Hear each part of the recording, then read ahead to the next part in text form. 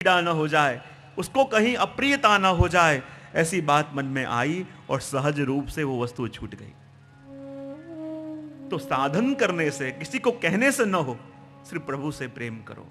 और प्रेम ऐसे नहीं होता, प्रेम तभी ही हो कि जब किसी के गुणों को सुनते रहो, सुनते रहो, सुनते रहो, किसी के गुणों को गाते रहो, गाते रहो, गाते रहो। एक दिन निश्चित आएगा कि वो घटना घटेगी और अपने जीवन में भी वो प्रेम की फुलवारियां जागेंगी। इसलिए तो कह दिया, लक्ष्मण सुत श्री वल्लभ राय जी, स्मरण करता दुष्कृत जाए जी। क्योंकि पूरा आख्यान गाया है, व्यसन दशा है, और व्यसन दशा हो जहां श्रवण कीर्तन सिद्ध हो गया हो, तभी तो स्मरण की बात आवे। स्मरण करता दुष्कृत जाए जी। जब वल्लभ का स्मरण हो, स्मरण मात्र से श्री वल्लभ के नाम में, वल्लभ के स्वरूप में यह सामर्थ्य है कि जीव के सारे दोषों को दूर कर दे। विचार करो, जब कृष्णदास मेघन आपकी शरण में गए, आपने पूर्व गुरु के पास गए और पूर्व गुरु ने कहा कि मैं तो तेरा गुरु हूं और तूने दूसरे गुरु कर लिए। और कृष्णदास कहने लगे, कृपानाथ, गुरु तो आप हो, पर आपकी कृपा से मुझे पूर्ण पुरुषोत्तम मिल गए। क्या बात कर रहे हो, ये महाप्रभु जी पूर्ण पुरुषोत्तम है? बोले हाँ। बोले क्या प्रमाण इसका? और जहां अपने गुरु के लिए किसी ने ऐसे शब्द कह दिए कि क्या प्रमाण है, पास में जलते हुए अंगारे पड़े थे, अंगीठी रखी हुई थी, और जलते हुए अंगारे उन्होंने अपने हाथ में ले लिए, श्री वल्लभ का स्मरण किया और कहा, जो मेरे वल्लभ पूर्ण पुरुषोत्तम है तो मेरे हाथ को कुछ न होगा, और जो मेरे वल्लभ पुरुषोत्तम न हो तो ये जलते हुए अंगारे मेरे हाथ को जला के राख कर दें। श्री वल्लभ का स्मरण करते रहे, हाथ में अंगारे हैं। बहुत समय हुआ, अंगारे तो बल के राख हो गए, पर हाथ में जरा सी भी आंच ना आई। और सिद्ध हुआ श्री वल्लभ के स्मरण का प्रभाव, श्री वल्लभ के चिंतन का प्रभाव। और वल्लभ का चिंतन वल्लभ की उपस्थिति में होता था, वो तो समझ में आवे, पर जहां श्री वल्लभ प्रत्यक्ष नहीं थे, वहां भी विचार करिए। जब हरिराय महाप्रभु जी को सत्संग का ताप हुआ, सत्संग का वियोग हुआ, कल्याण राय जी ने उनको कमरे में बंद कर दिया और कहते हैं, अखंड 3 दिन तक सर्वोत्तम के पाठ करे, और स्वयं श्री वल्लभ ने पधार के उनके माथे पे हाथ रखा, आशीर्वाद दिया। सूरत में जब दशदिगंत विजय जी, पुरुषोत्तम जी छोटी सी बाल अवस्था के थे, तब बहुत बड़े कोई मायावाद के विद्वान उस नगर में आए और शास्त्रार्थ के लिए पटकार भेजा। माता ने तो कह दिया कि हाँ, ये मेरा बालक, इसके अंदर भी वल्लभ हैं, ये तुम्हारे मायावाद का खंडन करेगा। पुरुषोत्तम जी छोटे से 7-8 वर्ष के थे, घबरा गए, विचार करने लगे, मेरे पास तो इतना ज्ञान नहीं है, तो फिर मैं इतने बड़े विद्वान के संग चर्चा कैसे करूंगा। मां ने कहा, और चिंता मत करो, अखंड सर्वोत्तम के पाठ करो। और जहां एक कमरे के अंदर बंद हो गए और 3 दिन तक अखंड जहां सर्वोत्तम के पाठ करे, श्री वल्लभ ने पधार के हाथ माथे धरा और छोटे से बालक ने जाके इतने बड़े मायावाद के विद्वान को चुटकियों के अंदर शास्त्र में परास्त कर दिया। क्या है? श्री वल्लभ के नाम का प्रभाव, श्री वल्लभ के स्मरण का प्रभाव, श्री वल्लभ के चिंतन का प्रभाव। क्योंकि जब उस आनंद को अनुभव अपन करेंगे, उस रस को देखेंगे, तो अपन को पता चलेगा कि जिस छाया में अपन बैठे हैं वो छाया कौन सी है। श्री वल्लभ के शरण में अपन आए, श्री वल्लभ के अधीन अपन बने। ये वल्लभ तो कल्प वृक्ष है, और कल्प वृक्ष की छांव में बैठना जिसके भाग्य में आया हो, और वही कटोरा लेके पूरी दुनिया में मांगता फिरे, तो फिर उससे बड़ा दुर्भाग्य कौन होगा। श्री प्रभु ने कृपा करी कि वल्लभ रूपी कल्प वृक्ष की छांव में अपन को बैठा दिया, और ऐसे दुर्भाग्य अपन उस छांव को छोड़ के जगत के लोगों का आश्रय करने के लिए दुनिया में भाग रहे हैं। इसलिए तो कह दिया, लक्ष्मण सुत श्री वल्लभ राय जी, स्मरण करता दुष्कृत जाय जी, कली जन करवा नहीं अवर उपाय जी, यज्ञ पुरुष श्रुति गुण गाय स्मरण करवा करता दुष्कृत जाए जी, कलिजन तरवा नहीं अवर उपाय जी। क्योंकि ये कली के जनों को, ये कली के जीवों को भवसागर से तरने का और कोई उपाय ही नहीं है। साधन और नहीं आ कली में, जासो हो ये निवेरो। क्योंकि महाप्रभु जी ने कलयुग की परिस्थिति दिखा दी, जहां सर्व मार्गेषु नष्टेषु कलौ च खलधर्मणि पाखंड प्रचुरे लोके कृष्ण एव गतिर्मम। जहां ऐसे कलिकाल के अंदर इस भवसागर से तरने का कोई उपाय नहीं रहा, कोई साधन नहीं रहा, तो पुष्टि जीवों के लिए मात्र एक साधन है, श्री वल्लभ के चरणारविंद का आश्रय। दृढ़ इन चरणन केरो भरोसो, श्री वल्लभ के चरणारविंद का आश्रय। और इसलिए तो इस पद को अपने वह आश्रय का पद कहते हैं। क्योंकि जब सूरदास जी अंतिम समय में थे और किसी ने आके उनसे पूछा कि अरे सूरदास जी, आपने अपने पूरे जीवन में प्रभु के 1.25 लाख पद तो रचे, पर वल्लभ का वर्णन करते हुए एक भी पद आपने नहीं रचा। और जहां ये शब्द सुने और मानो जिस भाव को अपने हृदय में बांध के रखा था उनको प्रवाहित किया, और उस समय उन्होंने ये पद गाया, दृढ़ इन चरणन केरो भरोसो, दृढ़ इन चरणन केरो। और कहने लगे अरे मैंने तो वल्लभ और प्रभु में कभी भेद जाना ही नहीं है। इन 1.25 लाख पदों के अंदर जिसका गुणगान गाया है तो मात्र वल्लभ का ही गुणगान गाया है। क्योंकि मैंने पलना झुलाते वल्लभ को देखा तो पलने में झूलते भी वल्लभ को देखा, श्रृंगार धराते वल्लभ को देखा तो श्रृंगार धारण करते भी वल्लभ को देखा। मैंने तो जो भी गान किया है मात्र मेरे वल्लभ का ही गान किया है। लेकिन फिर भी तुम्हें लगे उन्होंने इस पद का गान किया, दृढ़ इन चरणन केरो भरोसो। और वास्तव में ये वाणी क्या है? ये पद की वाणी मानो पुष्टि मार्ग का हार्द है।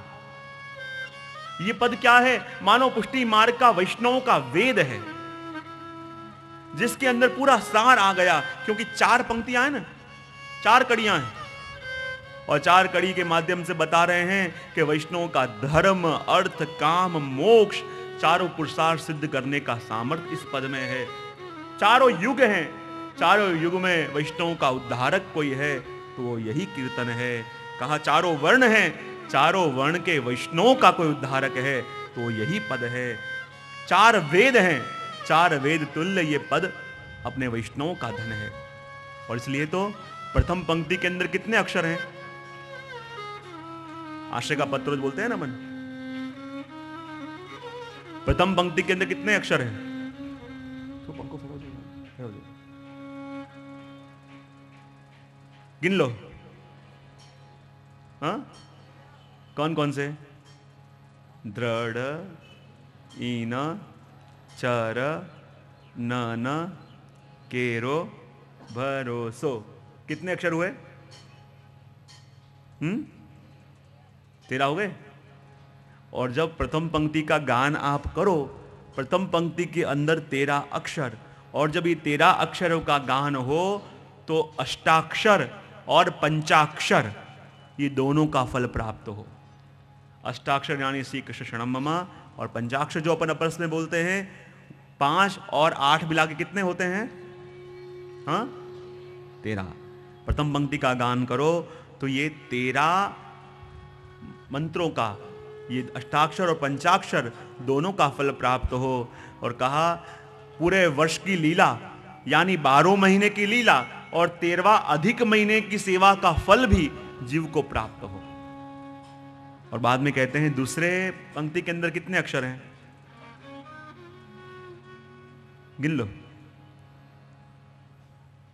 श्री वल्लभ, नख, चंद्र, छटाबिन, सब, जुग, माज, अंधेरो। कितने हुए? हाँ, कितने? 19, 18। कितने अक्षर हुए? 21। 21 हुए। हाँ, 21 हुए। दूसरी पंक्ति के अंदर 21 अक्षर। इसका मतलब क्या? कुल 10 प्रकार के जीव।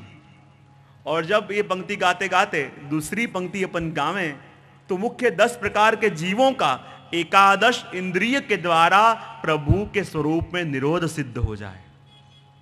यानी कितने अक्षर हुए? 21। पहले पंक्ति में कितने अक्षर? 13। दूसरी पंक्ति में, तीसरी पंक्ति में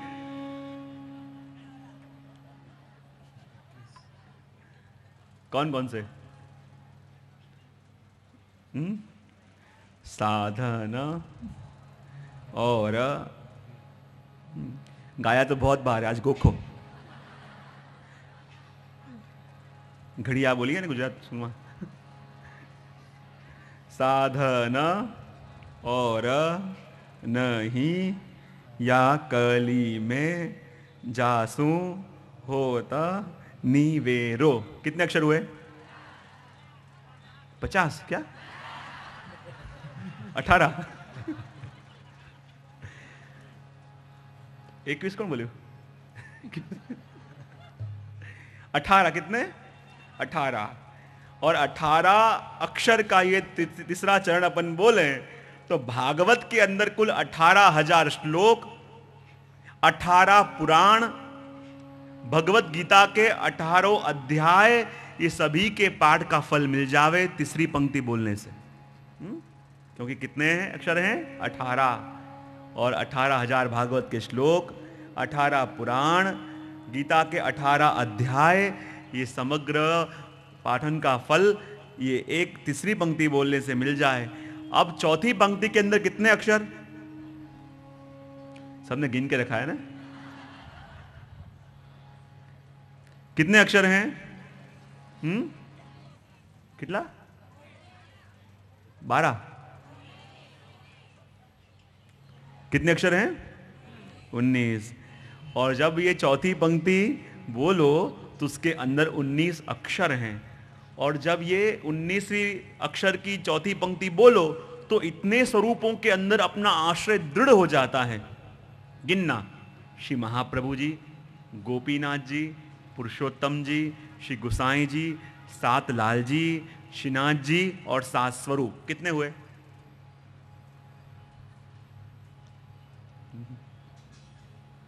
फिर से एक बार: श्री महाप्रभु जी, गोपीनाथ जी, पुरुषोत्तम जी, श्री गुसाई जी, सात लाल जी, श्रीनाथ जी, सात स्वरूप। कितने हुए? हाँ, 19। और जब ये चतुर्थ पंक्ति का गान आप करो तो ये 19 स्वरूपों के अंदर अपना दृढ़ आश्रय सिद्ध हो जाए। इसलिए श्री महाप्रभु जी के चरणों का ये सामर्थ्य, श्री महाप्रभु जी के स्मरण का ये सामर्थ्य कि स्मरण करने मात्र से पुष्टि जीव के सारे मनोरथ पूरे हो जाएं। और वल्लभ कैसे हैं? यज्ञ पुरुष हरिना श्रुति गुण गाय। यज्ञ पुरुष हरिना श्रुति गुण गाय जी। यज्ञ पुरुष एक रूप से कहा गया है यज्ञ नारायण भट्ट को भी, क्योंकि इस मार्ग के, इस कुल के मूल पुरुष हैं यज्ञ नारायण भट्ट। और कहते हैं जब एक बार यज्ञ नारायण भट्ट विराज रहे थे और आपको स्वप्न में ठाकुर जी ने आज्ञा करी कि जब आपके कुल में 100 सोम यज्ञ पूरे होंगे तो स्वयं मैं आपके कुल में प्रागट्य लूंगा। और कहते हैं यहां यज्ञ नारायण भट्ट को यह संकेत मिला 100 सोम यज्ञ करने के बाद हमारे कुल में स्वयं नारायण का प्रागट्य होगा, स्वयं प्रभु का प्रागट्य होगा। और कहते हैं जब उन्होंने प्रथम सोम यज्ञ पूर्ण किया तो जैसे ही प्रथम सोम यज्ञ पूर्ण किया तो वहीं यज्ञ की अग्नि में से श्री मदन मोहन लाल जी का स्वरूप प्रकट होके उन्हें प्राप्त हुआ, जो अभी कामन में विराजता है। वो कहां से प्रकटे? इस सोम यज्ञ के अंदर से। और कहते हैं यज्ञ नारायण भट्ट ने अपने जीवन काल में कुल 31 सोम यज्ञ किए। कितने किए? क्योंकि वेद रूप हैं। और 31 सोम यज्ञ करने के बाद उनके परिवार में आए, उनके कुल में आए गंगाधर भट्ट। कौन आए? गंगाधर भट्ट। और गंगाधर भट्ट ने कि जो गंगाधर भट्ट स्वयं शिवरूप हैं, उन्हें अपने जीवन काल में 27 सोम यज्ञ करे। उनके परिवार में बाद में आए गणपत भट्ट, और गणपति भट्ट जो स्वयं गणेश जी के स्वरूप हैं, और उन्होंने यज्ञ करे 32, टोटल करना 31, 27, 32। उनके बाद में आए बालम भट्ट, उन्होंने यज्ञ करे 5, जो स्वयं सूर्य नारायण के स्वरूप थे। और उनके ही कुल के अंदर आए लक्ष्मण भट्ट जी, और शास्त्र कहते हैं, भगवती अर्थ करते हैं कि वो लक्ष्मण भट्ट जी कौन है, तो कहते हैं वो वसुदेव जी के स्वरूप। क्योंकि सारस्वत कल्प के अंदर जब प्रभु का प्रागट्य उस कारावास के अंदर हुआ, और जन्म लेते ही अपने बालक को अपने से दूर भेज देना पड़ा, और वसुदेव जी को बड़ा ताप हुआ कि प्रभु आप हमारे वहां प्रगटे तो सही, पर प्रभु आप प्रगटे पर हमको आपकी बाल लीला का सुख नहीं मिला। हे प्रभु ऐसी कोई लीला करो, हे प्रभु ऐसी कृपा करो कि हमको भी प्रभु आपकी बाल लीला का सुख मिले। उन्होंने तप किया, और उसके परिणाम स्वरूप वही वसुदेव जी लक्ष्मण भट्ट जी के स्वरूप से पधारे। और कहते हैं लक्ष्मण भट्ट जी ने 5 सोम यज्ञ करे, जो स्वयं वसुदेव जी के स्वरूप हैं। और कहते हैं जहां 5 सोम यज्ञ हुए, और वो एक दिन सो रहे थे, और जहां सो रहे थे तो स्वप्न के अंदर ठाकुर जी पधारे, और ठाकुर जी ने पधार के आज्ञा करी कि देख अब मैं तुम्हारे वहां प्रागट्य लेने वाला हूं, और जो बालक तुम्हारे वहां प्रागट्य लेगा वो और कोई नहीं, स्वयं मैं हूं, इनको इतनी वस्तु देना। ये विचार करके मदन मोहन जी ने अपना प्रसादी उपन्ना दिया, एक तुलसी की माला, एक जप माला, और अपना अधरामृत पान का उगार दिया, तांबुल का उगार दिया कि इतनी वस्तु उस बालक को देना। और कहते हैं सो रहे थे, और जहां आंख खुली जागे, और जो वस्तु प्रभु ने स्वप्न में दी थी वो सारी वस्तुएं अपने सामने देखी हुई उन्हें दर्शन करी, और उन्हें प्रमाण मिल गया कि अब मेरे वहां जो प्रागट्य होने वाला है वो और कोई नहीं पर स्वयं प्रभु ही मेरे वहां पधारने वाले हैं। प्रसन्न हो गए, निश्चिंत हो गए कि स्वयं ठाकुर जी कि जिनकी बाल लीला का सुख मुझे नहीं मिला था, जिनके बाल लीला का आनंद में नहीं ले पाया था, वही प्रभु मुझे बाल लीला का सुख देने के लिए पुनः एक बार पधार रहे हैं। और दूसरी पंक्ति के अंदर अब आख्यान प्रारंभ कर रहे हैं, और गोपाल दास जी गाते हुए कह रहे हैं, गाय श्रुति गुण रूप निस धरि ध्यान विचार, आनंद रूप रूप सुंदर पामे नहीं कोई पार। गाय श्रुति गुण रूप निस धरि ध्यान विचार, आनंद रूप अनूप सुंदर धरि ध्यान विचार।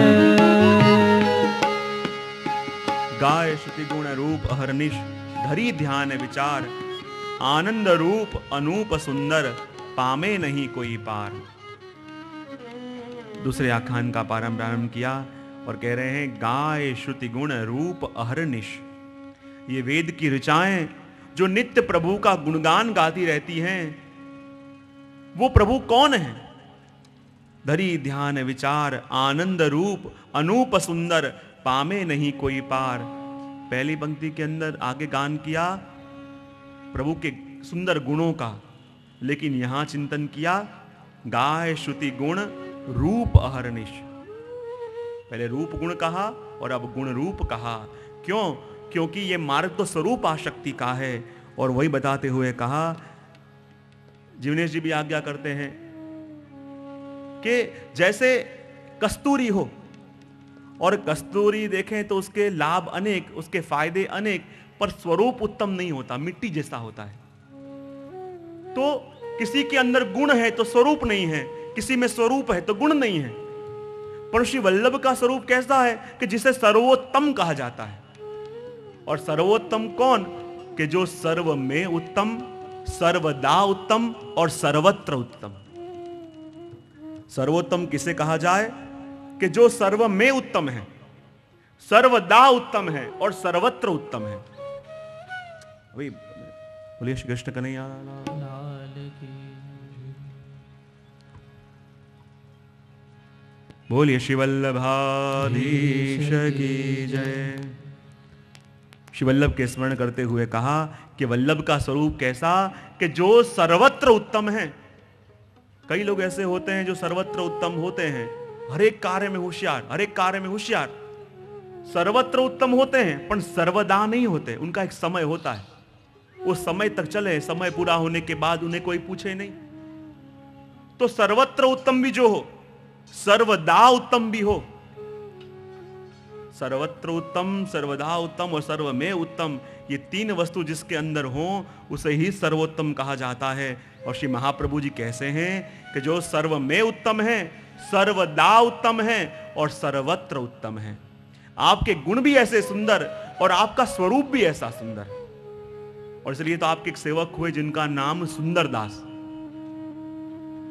और सुंदरदास भी उनको इसलिए कहते क्योंकि वो अपने जीवन में कहीं सौंदर्य देखते तो मात्र श्री महाप्रभु जी के स्वरूप में ही देखते, उनके अलावा उन्हें कहीं सौंदर्य दिखता नहीं। और इतनी उनकी टेक कि सौंदर्य की बात भी करते, सुंदरता की बात भी करते तो श्री महाप्रभु जी के लिए ही करते और किसी के लिए नहीं करते।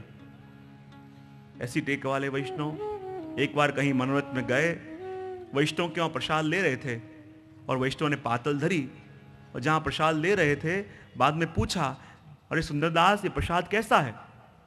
वो तो खोए हुए थे, कहने लगे अरे बड़ खूब सुंदर, खूब सुंदर, खूब सुंदर। सब वैष्णव कहने लगे देखो सुंदरदास तुम्हारी टेक टूट गई। बोले क्यों? तुम तो आज तक पूरे जीवन पर्यंत जब भी सुंदर शब्द का उपयोग करते तो श्री महाप्रभु जी के लिए ही करते, पर आज जब पूछा कि प्रसाद कैसा है और तुमने कहा अति सुंदर, अति सुंदर, यानी तुम्हारी टेक टूट गई। श्री महाप्रभु जी के अतिरिक्त भी तुम्हें सौंदर्य दिखना प्रारंभ हो गया। तब सुंदरदास जी कहते हैं तुमने क्या पूछा, क्या कह रहे थे? मुझे तो कुछ होश नहीं था, क्योंकि जब सब लोग प्रसाद ले रहे थे, मैं प्रसाद ले रहा था, उस समय मेरा मन तो उस विजयनगर की उस सभा में श्री महाप्रभु जी के स्वरूप में स्थित था कि जहां सारे बड़े बड़े विद्वानों को महाप्रभु जी ने परास्त कर दिया है। बड़े स्वर्ण के सिंहासन के ऊपर आप विराजमान हैं, बड़े बड़े ब्राह्मण आपका गुणगान गा रहे हैं। और आपने जब पूछा कि कैसा लगा, और मैंने कहा श्री महाप्रभु जी का स्वरूप बड़ा सुंदर लगा, बड़ा सुंदर लगा, बड़ा सुंदर लगा। क्योंकि उन्होंने जब भी कहीं सौंदर्य देखा तो सिर्फ मात्र श्री वल्लभ के स्वरूप में ही देखा। तो ऐसे वल्लभ कि जिनके गुण भी ऐसे सुंदर, जिनका स्वरूप भी ऐसा सुंदर। और आप कैसे हैं? तो कहें गाय श्रुति गुण रूप अहरनिश, धरी ध्यान विचार, आनंद रूप अनूप सुंदर, पामे नहीं कोई पार। वेद की रुचाएं जो प्रभु के नित्य गुणगान गाती रहती हैं, जिस स्वरूप का गुणगान करती रहती हैं, ऐसा ही स्वरूप श्री वल्लभ का है। और आगे अगली पंक्ति के अंदर कह रहे हैं गोपाल दास जी, प्राणपति प्रागट कारण काय, एक कहू मति मंद, हर सुर विधाता नवल है, साक्षात ब्रह्मानंद। प्राणपति प्रागट कारण काय, एक कहू मति मंद, हर सुर विधाता नवल है, साक्षात ब्रह्मानंद। गोपाल दास जी कहते हैं आगे श्री गोसाई जी के प्रागट्य का कारण तो कहा, अब श्री वल्लभ के प्रागट्य का कारण कहना जो प्रारंभ करूं तो श्री वल्लभ के प्रागट्य का कारण मैं कैसे कह पाऊं? क्योंकि आपके प्रागट्य के कारण तो अनेक होते हैं और मैं मतिमंद हूं। प्राणपति प्रागट्य कारण कांक कहूं मतिमंद, हर सूर विधाता नव लहे, साक्षात ब्रह्मानंद। ऐसे प्राणपति, पति शब्द किसके लिए उपयुक्त होता है? कि जो अपने प्राणों का रक्षण करे वो पति। और कहते हैं कि श्री वल्लभ आप तो इस देह का भी रक्षण करते हो और इस आत्मा का भी पोषण करते हो, इसलिए हमारे सच्चे प्राणपति तो आप हो। और ऐसे प्राणपति स्वरूप श्री वल्लभ के प्रागट्य का कारण मैं कैसे कह सकता हूं, मैं कैसे वर्णन करूं, क्योंकि आपके गुण अनंत हैं और मैं मतिमंद हूं। और जहां हर सूर इंद्र ब्रह्मादि देव भी प्रभु के स्वरूप को नहीं जान पावे, प्रभु के प्रागट्य का कारण नहीं जान पावे, क्योंकि कैसे कारण हुआ कि जब ठाकुर जी एक बार शेष सैया पे पौड़ रहे थे और शेष सैया पे पौड़े पौड़े प्रभु कुछ सोच रहे थे, वहीं शेष जी के आंखों से आंसू गिरे ठाकुर जी के गालों के ऊपर। और जहां शेष जी के आंसू से आंसू गिरे प्रभु के गाल के ऊपर, प्रभु चौंके, विचार करने लगे, शेष जी आपकी आंखों में आंसू, क्यों रो रहे हो? शेष जी विचार करने लगे, प्रभु देखो तो सही कलयुग के जीवों की क्या दशा हो गई। जो जीव प्रभु आपके हैं, आपके लिए भूतल पे आए हैं, आपकी सेवा के लिए आए हैं, देखो तो सही इस माया में फंस के, इस कली के प्रभाव से वो जीव प्रभु आपसे विमुख हो गए। और प्रभु आपसे विमुख हुए वो तो समझ में आया, पर प्रभु आपके मन से भी उनका स्मरण चला गया। क्योंकि जीव जब प्रभु से अलग होके आया, नित्य लीला में से अलग हुआ, चाहे प्रभु से अलग हुआ, पर प्रभु उस जीव को भूले नहीं थे, प्रभु उस जीव का स्मरण कर रहे थे। चाहे मुझसे अलग हुआ है, वो जीव मेरा है। प्रभु से अलग होके वर्षों तक भटकता रहा, प्रभु को भूल गया, पर प्रभु उसे नहीं भूले थे। लेकिन प्रभु से अलग हुआ, प्रभु ने क्षमा कर दिया। प्रभु को भूल गया, प्रभु ने क्षमा कर दिया, पर प्रभु का होकर वो जगत में दूसरों का होने गया, ये वस्तु प्रभु से सहन नहीं हुई और प्रभु उस जीव को भूल गए। प्रभु ने कहा तू मेरा होके मेरा नाम नहीं लेगा तो भी चलेगा, क्षमा कर दूंगा, भले मेरा तो है। तू मेरा होके चाहे मुझे भूल जाएगा तो भी मैं तुझे क्षमा कर दूंगा, मेरा तो है। लेकिन मेरा होकर मुझे भूल कर तू औरों का होने जाएगा, ये वस्तु मैं सहन नहीं कर पाऊंगा। और प्रभु उस जीव को भूल गए। और जहां प्रभु उस जीव को भूल गए, कहते हैं चिंता हुई श्री वल्लभ को। वल्लभ विचार करने लगे नित्य लीला के अंदर जो स्वरूप, तृतीयात्मक स्वरूप श्री वल्लभ का विचार करने लगे। जिस स्वरूप को, जिस जीव को प्रभु भूले, उस जीव को भवसागर में डूबते कौन बचावे। नहीं प्रसंग प्रचलित है अपने वहां, राम राम लिख लिख के पत्थर पानी में गिरे, पत्थर पानी में तैरने लगे। प्रभु ने भी प्रयत्न किया और अपने हाथों से पत्थर लिया, राम लिखा, पत्थर पानी में डाला, डूब गया। फिर पत्थर उठाया, पानी में गिरा, पत्थर डूब गया। फिर पत्थर उठाया, पानी में गिरा, डूब गया। सबको चिंता होने लगी, चिंतित लग रहे थे। जब हनुमान जी से पूछा और हनुमान जी ने यही वस्तु बताई कि प्रभु आप चिंता क्यों कर रहे हो। प्रभु ने कहा लोगों ने मेरा नाम लिख लिख के पत्थर पानी में गिरे, पत्थर पानी में तैरने लगा, पूरा पुल बन गया। और जब स्वयं मैं अपने हाथों से पत्थर गिर रहा हूं तो पानी में क्यों डूब रहा है। हनुमान जी ने कहा प्रभु इसमें विचारने की बात क्या है। उन पत्थरों को तो आपके नाम का सहारा मिला, इसलिए भवसागर में तर गए, पर प्रभु जिस जीव को अपने से दूर करें उसे भवसागर में डूबते कौन बचा सके। और प्रभु ये तो वो जीव हैं जिनको आपने अपने से दूर किया। ये तो वो जीव हैं प्रभु कि जिनको आप भूल गए। और जिन जीव को प्रभु आप भूल जाओ उनको भवसागर में डूबते कौन बचा सके। हे प्रभु उनकी कैसे रक्षा हो। और आप कैसे हैं तो कहें गाय श्रुति गुण रूप अहरनिश, धरी ध्यान विचार, आनंद रूप अनूप सुंदर, पामे नहीं कोई पार। वेद की रुचाएं जो प्रभु के नित्य गुणगान गाती रहती हैं, जिस स्वरूप का गुणगान करती रहती हैं, ऐसा ही स्वरूप श्री वल्लभ का है। और आगे अगली पंक्ति के अंदर कह रहे हैं गोपाल दास जी, प्राणपति प्रागट कारण काय, एक कहू मति मंद, हर सूर विधाता नवल है, साक्षात ब्रह्मानंद। प्राणपति प्रागट कारण काय, एक कहू मति मंद, हर सुर विधाता नवलहे साक्षात ब्रह्मानंद।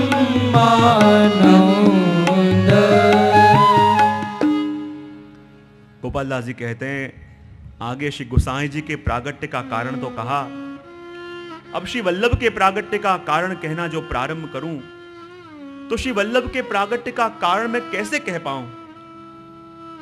क्योंकि आपके प्रागट्य के कारण तो अनेक होते हैं और मैं मतिमंद हूं। प्राणपति प्रागट्य कारण कांक कहूं मतिमंद, हर सूर विधाता नव लहे साक्षात ब्रह्मानंद। ऐसे प्राणपति, पति शब्द किसके लिए उपयुक्त होता है? कि जो अपने प्राणों का रक्षण करे वो पति। और कहते हैं कि श्री वल्लभ आप तो इस देह का भी रक्षण करते हो और इस आत्मा का भी पोषण करते हो, इसलिए हमारे सच्चे प्राणपति तो आप हो। और ऐसे प्राणपति स्वरूप श्री वल्लभ के प्रागट्य का कारण मैं कैसे कह सकता हूं, मैं कैसे वर्णन करूं? क्योंकि आपके गुण अनंत हैं और मैं मतिमंद हूं। और जहां हर सूर इंद्र ब्रह्मादि देव भी प्रभु के स्वरूप को नहीं जान पावे, प्रभु के प्रागट्य का कारण नहीं जान पावे, क्योंकि कैसे कारण हुआ कि जब ठाकुर जी एक बार शेष सैया पे पौड़ रहे थे और शेष सैया पे पौड़े पौड़े प्रभु कुछ सोच रहे थे, वहीं शेष जी के आंखों से आंसू गिरे ठाकुर जी के गालों के ऊपर। और जहां शेष जी के आंसू से आंसू गिरे प्रभु के गाल के ऊपर, प्रभु चौंके, विचार करने लगे, शेष जी आपके आंखों में आंसू क्यों रो रहे हो? शेष जी विचार करने लगे, प्रभु देखो तो सही कलयुग के जीवों की क्या दशा हो गई। जो जीव प्रभु आपके हैं, आपके लिए भूतल पे आए हैं, आपकी सेवा के लिए आए हैं, देखो तो सही इस माया में फंस के, इस कली के प्रभाव से वो जीव प्रभु आपसे विमुख हो गए। और प्रभु आपसे विमुख हुए वो तो समझ में आया, पर प्रभु आपके मन से भी उनका स्मरण चला गया। क्योंकि जीव जब प्रभु से अलग होके आया, नित्य लीला में से अलग हुआ, चाहे प्रभु से अलग हुआ, पर प्रभु उस जीव को भूले नहीं थे, प्रभु उस जीव का स्मरण कर रहे थे। चाहे मुझसे अलग हुआ है, वो जीव मेरा है। प्रभु से अलग होके वर्षों तक भटकता रहा, प्रभु को भूल गया, पर प्रभु उसे नहीं भूले थे। लेकिन प्रभु से अलग हुआ, प्रभु ने क्षमा कर दिया। प्रभु को भूल गया, प्रभु ने क्षमा कर दिया, पर प्रभु का होकर वो जगत में दूसरों का होने गया, ये वस्तु प्रभु से सहन नहीं हुई और प्रभु उस जीव को भूल गए। प्रभु ने कहा तू मेरा होके मेरा नाम नहीं लेगा तो भी चलेगा, क्षमा कर दूंगा, भले मेरा तो है। तू मेरा होके चाहे मुझे भूल जाएगा तो भी मैं तुझे क्षमा कर दूंगा, मेरा तो है। लेकिन मेरा होकर मुझे भूल कर तू औरों का होने जाएगा, ये वस्तु मैं सहन नहीं कर पाऊंगा। और प्रभु उस जीव को भूल गए। और जहां प्रभु उस जीव को भूल गए, कहते हैं चिंता हुई श्री वल्लभ को। वल्लभ विचार करने लगे, नित्य लीला के अंदर जो स्वरूप, तृतीयात्मक स्वरूप श्री वल्लभ का विचार करने लगे। जिस स्वरूप को, जिस जीव को प्रभु भूले, उस जीव को भवसागर में डूबते कौन बचावे? नहीं, प्रसंग प्रचलित है अपने वहां। राम राम लिख लिख के पत्थर पानी में गिरे, पत्थर पानी में तैरने लगे। प्रभु ने भी प्रयत्न किया और अपने हाथों से पत्थर लिया, राम लिखा, पत्थर पानी में डाला, डूब गया। फिर पत्थर उठाया, पानी में गिरा, पत्थर डूब गया। फिर पत्थर उठाया, पानी में गिरा, डूब गया। सबको चिंता होने लगी, चिंतित लग रहे थे। जब हनुमान जी से पूछा और हनुमान जी ने यही वस्तु बताई कि प्रभु आप चिंता क्यों कर रहे हो? प्रभु ने कहा लोगों ने मेरा नाम लिख लिख के पत्थर पानी में गिरे, पत्थर पानी में तैरने लगा, पूरा पुल बन गया। और जब स्वयं मैं अपने हाथों से पत्थर गिर रहा हूं तो पानी में क्यों डूब रहा है? हनुमान जी ने कहा प्रभु इसमें विचारने की बात क्या है? उन पत्थरों को तो आपके नाम का सहारा मिला, इसलिए भवसागर में तर गए। पर प्रभु जिस जीव को अपने से दूर करें, उसे भवसागर में डूबते कौन बचा सके? और प्रभु ये तो वो जीव हैं जिनको आपने अपने से दूर किया। ये तो वो जीव हैं प्रभु कि जिनको आप भूल गए। और जिन जीव को प्रभु आप भूल जाओ, उनको भवसागर में डूबते कौन बचा सके? हे प्रभु, उनकी कैसे रक्षा हो? और जब ये विचार कहते हैं सबसे पहले शेष जी को आया और शेष जी ने अवतार लिया रामानुजाचार्य के रूप में, शेष अवतार हैं। और कहते हैं फिर भी कलिकाल लोगों में से दूर न हुआ, मायावादियों का प्रभाव कम न हुआ, प्रभु से लोग विरुद्ध होने लगे। क्योंकि जब कलिकाल आया तो क्या हुआ? कलिकाल तमच्छन्न दृष्टित्वा विदुषाम अपि। जब कलिकाल आया तो कलिकाल का सबसे पहला प्रभाव किसके ऊपर हुआ? बड़े बड़े ज्ञानियों के ऊपर, बड़े बड़े जो विद्वान थे उनके ऊपर कली का सबसे पहला प्रभाव आया। और जब उनके आंखों में माया का आवरण आ गया तो अपनी बुद्धि से वो प्रभु के स्वरूप का अर्थघटन अलग अलग ढंग से करने लगे। और जहां विद्वानों की बुद्धि बिगड़ी तो साधारण लोग तो उनकी मान के चलने वाले हैं। जैसा विद्वान बड़े बड़े लोग अर्थघटन करते हैं उनकी मान के चलने वाले हैं।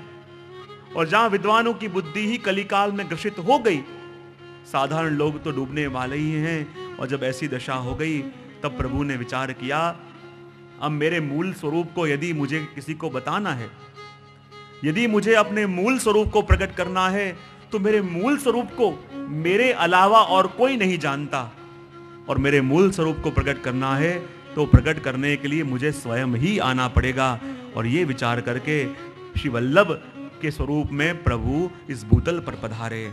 वही बात यहाँ कह रहे हैं, गाय श्रुति गुण रूप अहर्निश धरी ध्यान विचार आनंद रूप अनूप सुंदर पामे नहीं कोई पार। वो कहा, बाद में कहा, प्राणपति प्रागट्य कारण काइक कहूं मति मंद हर सूर विधाता नवल है साक्षात ब्रह्मानंद। उस सौंदर्य को बड़े बड़े देवता भी प्राप्त नहीं कर सकते, क्योंकि उनके अधिकार तो भजनानंद तक है, ब्रह्मानंद तक है। लेकिन ये तो स्वयं भजनानंद है, ये तो पुष्टि जीवों के लिए है। इस पंक्ति को संक्षिप्त समझ के अपन आगे बढ़ेंगे, क्योंकि यात्रा लंबी है। और तृतीय आख्यान श्री गोसाई जी के उत्सव तक अपन को पहुंचना है। तो जहां पान करना विशेष होगा, पान भी करेंगे और आचमन भी करेंगे। पान और आचमन करते करते अपन आगे बढ़ रहे हैं। तो आइए तीसरी पंक्ति को अपन देखें। श्री वृंदावन चंद्र मुख रुचि अग्निते अवतार। श्री वृंदावन चंद्र मुख रुचि अग्निते अवतार द्विज तिलक त्रिभुवन नाम निरूपम रूप अंगीकार। श्री वृंदावन चंद्र मुख रुचि अग्निते अवतार द्विज तिलक त्रिभुवन नाम निरूपम रूप अंगीकार। सुंदर प्रभु के आदि देविक स्वरूप का वर्णन किया। श्री वृंदावन चंद्र मुख रुचि अग्नि ते अवतार द्विज तिलक त्रिभुवन नाम निरूपम रूप अंगीकार। आपका स्वरूप कैसा है? श्री वृंदावन चंद्रमुख। श्री वृंदावन चंद्रमुख यानी क्या? अलग अलग आचार्य अलग अलग अर्थ भी करते हैं। श्री वृंदावन चंद्र यानी ठाकुर जी, और ठाकुर जी का मुख, ठाकुर जी के प्रिय, ऐसे स्वामिनी जी का भाव भी हुआ, क्योंकि ठाकुर जी के मुखारविंद के अंदर सारे श्रृंगार जो होते हैं वो स्वामिनी जी के होते हैं। ठाकुर जी का मुख स्वामिनी जी का स्वरूप है। देखो अलकावली आती है, नकवेसर है, चिबुक है, कुंडल है, ये सब क्या है? स्वामिनी जी के श्रृंगार हैं। इसलिए ठाकुर जी यानी वृंदावन चंद्र, और वृंदावन चंद्र ऐसे ठाकुर जी का मुख यानी स्वामिनी जी। एक अर्थ किया वृंद, श्री यानी बहुत सारी गोपीजन, वृंद यानी समूह, और अवन, वृंदा अवन, अवन यानी उनके पति, ऐसे ठाकुर जी और उनके मुख स्वरूप श्री स्वामिनी जी का प्रागट्य यानी वल्लभ। कहते हैं ना, सौंदर्यम निजहृदगतम प्रकटितम श्रीगूढ़ भावात्मकम। श्री वल्लभ का आदि देविक स्वरूप क्या है? तो रस शास्त्र के अंदर कहा जाता है सबसे उत्तम नायक कौन और सबसे उत्तम नायिका कौन? तो रस शास्त्र कहते हैं सबसे उत्तम नायक वो जिसके अंदर नायक होने पर भी, पुरुष होने पर भी गूढ़ स्त्री भाव हो, और सबसे उत्तम नायिका वो जो स्त्री होने पर भी जिसके अंदर सूक्ष्म पू भाव हो। बोले कैसे और क्यों? तब कहा यदि नायक के अंदर गूढ़ स्त्री भाव नहीं है तो प्रेम की जो परम अवस्था है, प्रेम का जो परम आनंद है, उसका अनुभव वो स्त्री भाव के बिना न कर पावे। और नायिका उत्तम कि जिसके अंदर जो पू भाव न हो तो स्नेह की 10वीं अवस्था तक पहुंचने से पहले विरह के कारण उसके प्राण ही निकल जाएं, और पू भाव सूक्ष्म हो तो तब तक अपने देह को टका पावे। तो ऐसे उत्तम नायक कौन? तो कहते हैं अपने ठाकुर जी। और ऐसे उत्तम नायिका कौन? तो कहते हैं राधा जी।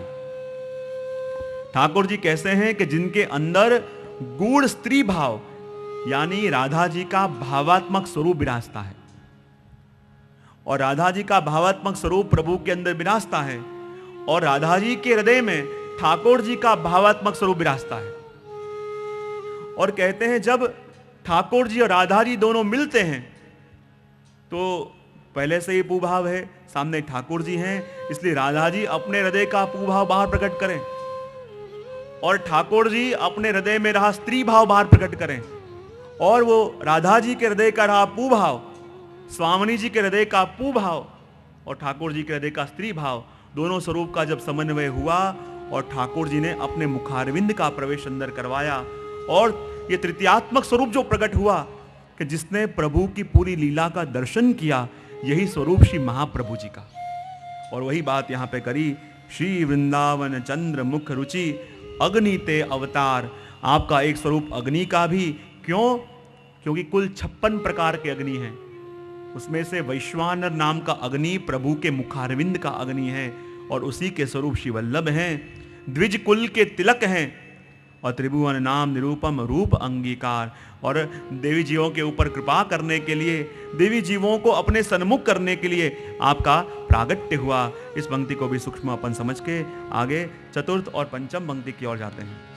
देवलोक दुंदुभि वागे आनंद करे निशंक, असुरति मेरा उच्छेद बाबू वल्लभ देव मयंक। देवलोक दुंदुभि वागिया आनंद करे निशंक, असुरति मेरा उच्छेद भुवि वल्लभ देव मयंक। पूर्ण पुरुष प्रमाण पंथा व्याख्याता वेदांत, ग्रंथ सर्वे रसरूप कीदा पोताने सिद्धांत।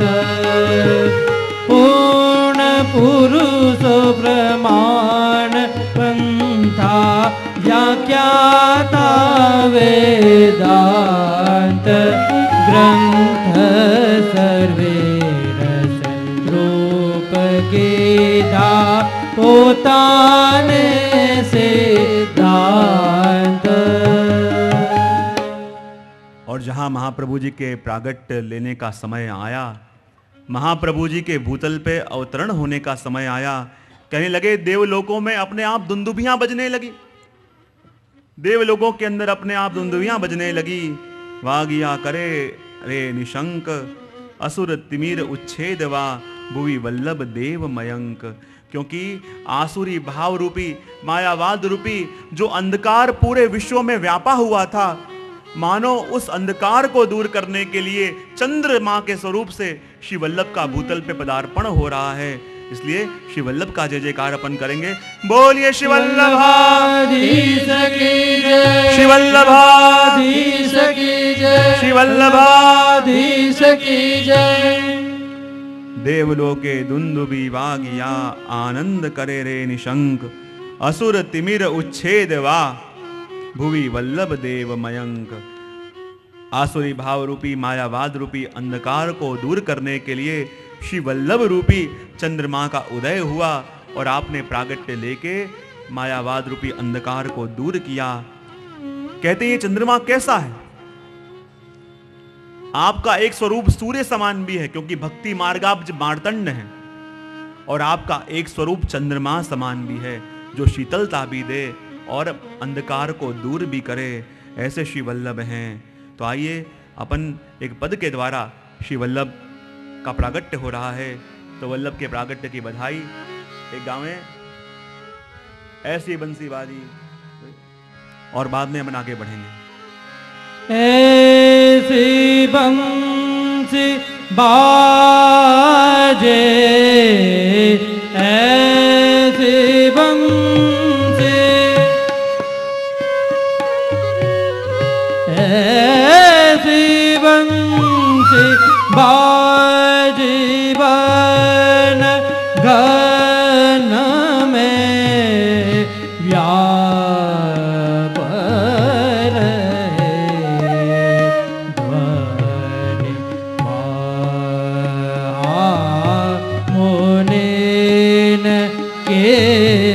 समाधि लागे। ऐसी बांसे बाजी बन घन में व्याप रहे। ध्वनि मुनीन के समाधि लागे। ऐसी ऐसी बंसी बाजी बन घन में।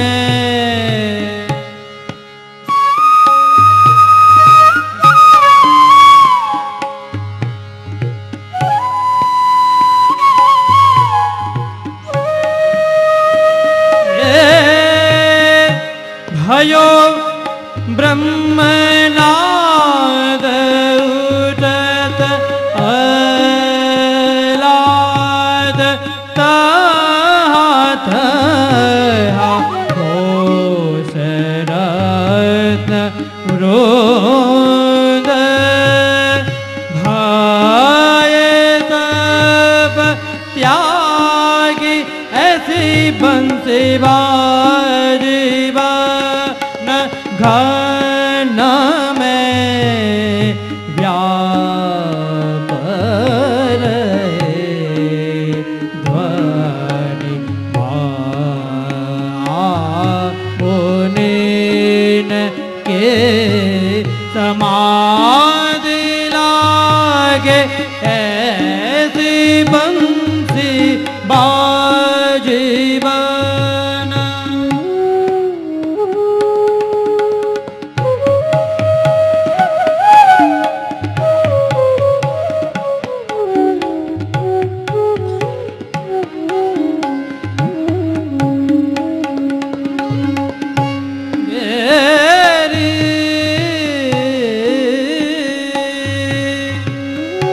रास आदि अनेक लीला रस भाव पूरत मूरत मुखार वेद छवि धारे विरह नौंग झारे।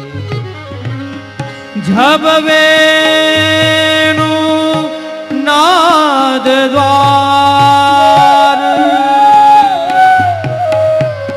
जब वेणुनाद द्वार, जब वेणुनाद द्वार। अब श्री लक्ष्मण भट्ट भूप कुमार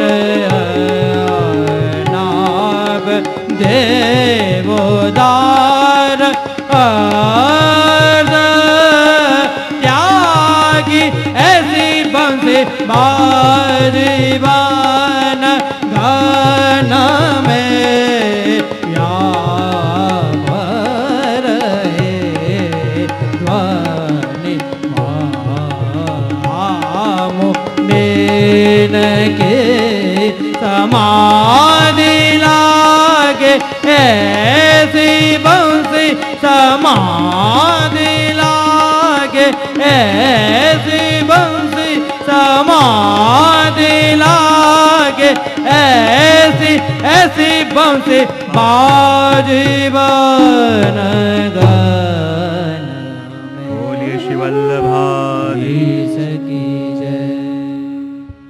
और मानो अपने मूल स्वरूप का दर्शन कराने के लिए श्री महाप्रभु जी ने प्रागट्य लिया, तो कहाँ लिया? चंपारण्य के अंदर। कब लिया? वैशाख मास के अंदर। क्यों? क्योंकि वैशाख मास के भी 4 प्रसंग ऐसे आते हैं, 4 महत्व उस मास का है। सबसे पहला कहते हैं वैशाख मास जो है प्रभु का प्रिय मास है। दूसरा कहा वैशाख मास के अंदर, वैशाख मास के अंदर प्रेत उद्धार की कथा आती है। तीसरा वैशाख मास के अंदर तुलसी दल की महात्मा की कथा भी आती है। और चौथा वैशाख मास के अंदर दान का भी महिमा बहुत। तो देखो श्री वल्लभ ने प्रागट्य लिया, तो प्रागट्य लेने के लिए मास कौन सा चुना? वैशाख मास, क्योंकि ये मास प्रभु का प्यारा है। और इसलिए तो प्रभु के इस प्यारे मास के अंदर वल्लभ प्रगटे और हर एक प्रभु के प्यारे के घर में प्रभु को जाके पधरा दिए। जितने भी जीव वल्लभ के हैं, उन हर एक वल्लभ के जीवों के घर जाके वो प्रभु कि जिसका ये प्यारा मास है उसको घर में पधराए। और क्योंकि वल्लभ ने प्रागट्य इसलिए लिया कि मेरे प्रत्येक वैष्णव का घर नंदालय बने। और इसलिए तो जब ठाकुर जी से वल्लभ ने विनती करी कि प्रभु मेरी ऐसी इच्छा बड़ी है कि मेरे प्रत्येक वैष्णव के घर में आप पधारो। प्रभु ने कही वल्लभ मेरी तो ऐसी इच्छा है और मेरा ऐसा प्रण है कि मैं वृंदावन या ब्रज को छोड़ के कहीं भी बाहर न जाऊं। ब्रज को छोड़ के एक कदम भी बाहर न निकालो, और आप कह रहे हो मेरे हर एक वैष्णव के घर में पधारो। प्रभु वल्लभ कहते हैं प्रभु मेरी तो ये इच्छा है, मेरे हर एक वैष्णव के घर में प्रभु आप पधारो। प्रभु कहते हैं मैं कैसे कर सकता हूं? आपके वचन को, आपकी विनती को मैं टाल नहीं सकता, और मेरा प्रण है कि ब्रज छोड़ के कहीं जाऊं नहीं, मेरा प्रण भी तोड़ नहीं सकता। तो वल्लभ ऐसा कोई उपाय है कि जिससे आपकी विनती भी रह जाए और मेरा प्रण भी रह जाए? वल्लभ ने कहा प्रभु मेरे पास एक उपाय है। बोले क्या? कहा प्रभु ये आपका प्रण है कि आप ब्रज को छोड़ के कहीं बाहर नहीं जाओगे, और मेरी ये विनती है कि मेरे प्रत्येक वैष्णव के घर में आप पधारो। तो प्रभु एक ऐसा उपाय है जिससे मेरी विनती भी रह जाए और आपका प्रण भी रह जाए। प्रभु ने कहा क्या? जल्दी बताओ। वल्लभ ने कहा प्रभु यही उपाय है कि मेरे जिस वैष्णव के घर में प्रभु मैं आपको पधराऊं, आप उसी घर को व्रज बना दो। जिस वैष्णव के घर में प्रभु मैं आपको पधराऊं, उसी दिन प्रभु उस घर को प्रभु आप ब्रज बना दो।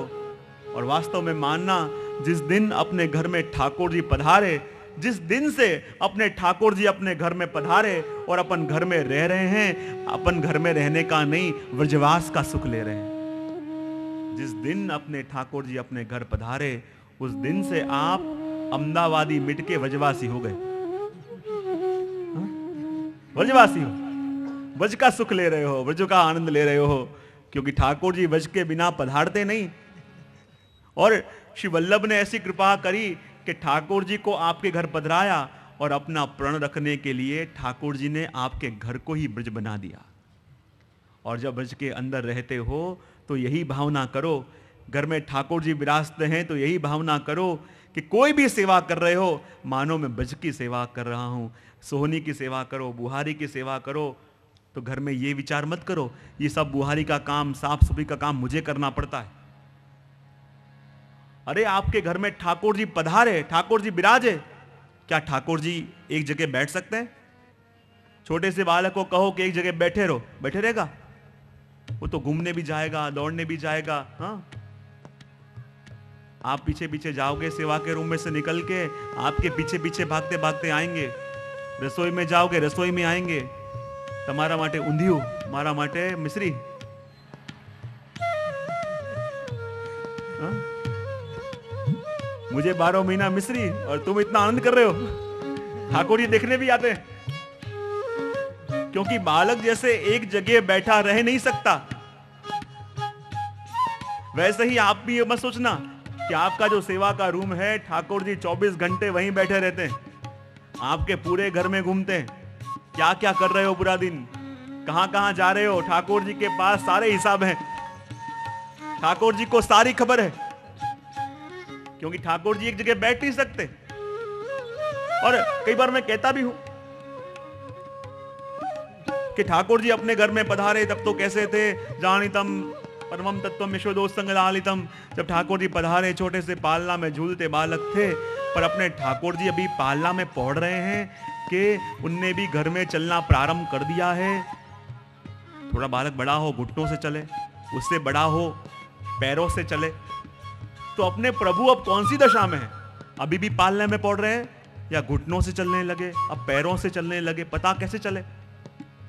तो भगवान सुंदर अर्थ करते हैं कि जब बालक छोटा सा हो तो अधिकतर मां के पास रहता है, इसलिए घर के और लोगों को उसके लिए ज्यादा प्रेम नहीं होता।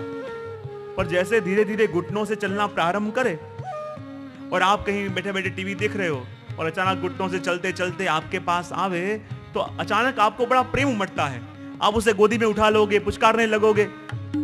तो वैसे ही अपने घर में भी जब ठाकुर जी पधारे, वल्लभ ने पधराए, तब तो पालने में पहुंचते बालक थे, पर अभी भी वो पालने में पहुंच रहे हैं कि घुटनों से चलना प्रारंभ किया है, खबर कैसे पड़े। तो भगवत याद करते हैं कि पालने में से उठ के प्रभु घुटनों से चलना प्रारंभ किया है, ऐसा तब मानना कि पहले तो घर में सेवा मात्र आप अकेले करते, रोज सबको कहते अरे जरा मदद कर दो, जरा सा हेल्प कर दो, कोई मदद नहीं करता, अकेले आप पूरा दिन सेवा करते रहते। और अचानक क्या हुआ, घर के किसी और व्यक्ति को भी आपकी सेवा में रस आने लगा, घर में कोई और व्यक्ति भी अचानक आपकी सेवा में जुड़ने लगे, तो मानो अब मेरे प्रभु छोटे नहीं रहे, उन्होंने घुटना से चलना प्रारंभ कर दिया और चल के सबसे पहले इसके पास गए। किसका मन अचानक प्रभु की सेवा में खिंचा। फिर धीरे धीरे समय आने लगे, पहले तो आप रोज कहते हो अरे प्रभु का दर्शन तो कर लो, घर में दर्शन तो कर लो, थोड़ी सी चनपश तो कर लो ना, तुझे जो करना हो कर, मुझे मत के। लेकिन अचानक क्या परिवर्तन होने लगा, सबसे पहले स्टार्ट होगा बाहर जा रहा हूं, ठाकुर जी के लिए कुछ लाना है, और समझ लो अब मेरे प्रभु धीरे धीरे बड़े होने लगे। जहां ऐसे शब्द घर में सुनो और सेवा देनी प्रारंभ कर दो कि ठाकुर जी धीरे धीरे बड़े हो रहे हैं। घुटनों से चलना प्रारंभ किया, सारे घर के लोग अनुकूल होने लगे, और जब चलने लगे तो बालक घर से बाहर भी निकले। और पहले तो घुटनों से चल रहे तो घर के लोग अनुकूल हुए, और पैरों से चल के बाहर निकले, पैरों से चलने लगे, ऐसे तब मानो कि आस पड़ोसी भी आपकी सेवा में सहयोग होने लगे। पहले अनुकूल नहीं करते, पर आस पड़ोस के लोग भी सेवा में सहयोग देने लगे, सेवा में मदद करने लगे, तो मानो अब मेरे प्रभु पालने में नहीं, घुटनों से नहीं, अब तो चरणों से दौड़ते हो गए, ताकि आसपास के लोग भी प्रभु की सेवा में जुड़ने लगे, प्रभु की सेवा में आने लगे, आनंद लेने लगे। तो वैसे ही वैशाख मास में प्रागट्य लेना विचार किया, क्योंकि उस दिन प्रभु का प्यारा मास है, और प्रभु को उसी मास में प्रागट्य लेके प्रभु के प्यारों के वहां पधराए। इस मास में प्रेत उद्धार की कथा आती है, और महाप्रभु जी कहते हैं जो ठाकुर जी की सेवा से विमुख हैं वही सारे प्रेत हैं, और ठाकुर जी से विमुख जीवन जी रहे जीवों को प्रभु के सन्मुख करके मानो प्रेतों का उद्धार किया। तुलसी महात्मा की कथा आती है, इसलिए इसी महीने में प्रागट्य लेके तुलसी दल के माध्यम से ही जीव का ब्रह्म संबंध करवाया, और गले में पहनने के लिए भी तुलसी की माला दी। और चौथा प्रसंग आता है दान का महिमा, और इस दिन प्रभु से ब्रह्म संबंध करवा के सर्वस्व प्रभु को अर्पण करवा दिया, सर्वस्व प्रभु पे नौछावर करवा दिया। और आपने प्रागट्य लेने के लिए स्थान भी चुना, चंपारण्य। कई बार प्रवचनों में कहता रहता हूं चंपारण्य में प्रागट्य क्यों लिया, कि चंपारण्य में प्रागट्य लेके आपने अपनी मूल स्वामिनी जी का स्वरूप का चिंतन करवाया। क्योंकि चंपारण्य क्या, चंपा अरण्य, चंपा यानी चंपा का पुष्प, और अरण्य यानी जहां चंपा के पुष्पों का वन है। और चंपा के पुष्पों के वन में ही आपने प्रागट्य क्यों लिया? क्योंकि चंपा के पुष्प की भी खासियत है ना। किसी भक्त ने पूछा चंपा के पुष्प से, क्या पूछा?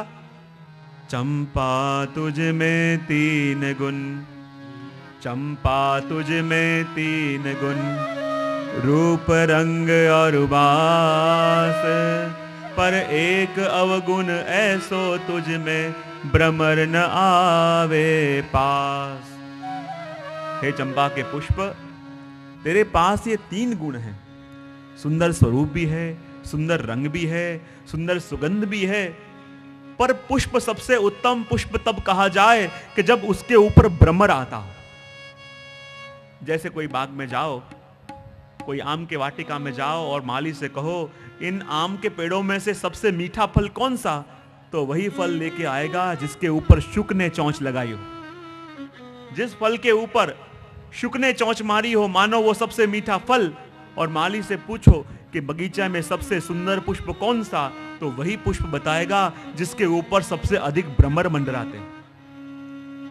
तो हे चंपा के पुष्प, तेरे पास ऐसा सुंदर रंग है, ऐसा सुंदर स्वरूप है, ऐसे सुंदर गुण हैं, पर ये एक अवगुण तेरे में ऐसा क्यों है कि जो भ्रमर हर एक पुष्प के ऊपर बैठता है, जो भ्रमर हर एक पुष्पों का आस्वादन करता है, वो भ्रमर तेरे पास कभी नहीं आता?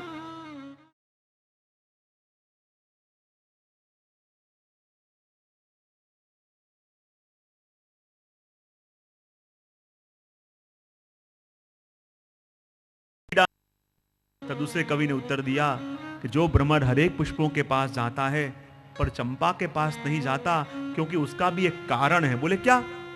तो उसने कहा, चंपक वर्णी राधिका, चंपक वर्णी राधिका, और भ्रमर हरि को दास, ये संबंध को जान के भ्रमर न आवे पास। चंपक वर्णी राधिका और भ्रमर हरि को दास, ये संबंध को जान के भ्रमर न आवे पास। क्योंकि राधा जी का, स्वामी जी का वर्ण कैसे है? जैसे चंपा का पुष्प, और चंपा के पुष्प का जैसा रंग, जैसा स्वरूप, जैसी सुगंध, बराबर ऐसा ही रंग, ऐसा ही सुगंध, ऐसा ही स्वरूप बराबर राधा जी का है। वो भी पित्तवर्ण है, और उस पुष्प के भोक्ता तो अलौकिक भ्रमर ऐसे ठाकुर जी हैं। इसलिए जो चंपा के पुष्प के ऊपर अलौकिक भ्रमर ऐसे ठाकुर जी आते हैं, इसलिए भ्रमर उसके ऊपर मान नहीं करता। और वही चंपारण्य के अंदर आपने प्रागट्य लिया और अपना मूल स्वामिनी जी का स्वरूप भी प्रकट किया। क्योंकि एक स्वरूप श्री महाप्रभु जी का आचार्य स्वरूप, एक स्वरूप आपका स्वयं ठाकुर जी के मुखारविंद का स्वरूप, और एक स्वरूप आपका स्वामिनी जी का, एक आचार्य का, एक भगवत मुखारविंद का, और एक स्वामिनी जी का। अपने ब्रज के अंदर एक स्थान है जहां ठाकुर जी ने मोती बोए थे। ठाकुर जी ने मोती की खेती करी थी। कहते हैं कि जब एक बार सब लोग कहने लगे कीर्ति जी से, अरे कीर्ति जी, अब लड़के को लड़की पसंद है, लड़की को लड़का पसंद है, तो फिर आप विघ्न क्यों करती हो? राधा जी की बात प्रभु से चलाओ। कीर्ति जी कहने लगे, हम तो राजा हैं, वो साधारण हैं, उनके संग कैसे बात करें? और लड़के के कहां ठिकाने हैं? पूरे गांव में जाके चोरियां करता फिरता है, ऐसे घर में अपनी कन्या दूंगी? अब लड़की की भी इच्छा है, क्या जाए, ऐसे ना पाड़ नहीं सकते, ऐसे ही ना कहेंगे तो नाराज हो जाएंगे।